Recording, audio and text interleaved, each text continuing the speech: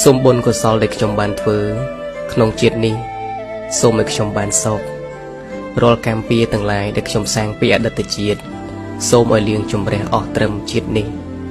ហើយសូមផ្សាយមេត្តាចិត្តដល់សពសត្វទាំងឡាយសូមសពសត្វទាំងឡាយបាននៅសេចក្តីសុខរួចចាកទុក្ខ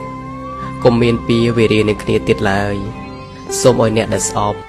អ្នកដែលស្រឡាញ់ខ្ញុំបាននៅសេចក្តីសុខរួចចាកទុក្ខសូមឲ្យញាតិទាំងឡាយរបស់ខ្ញុំបាននៅសេចក្តីសុខរួចចាកទុក្ខ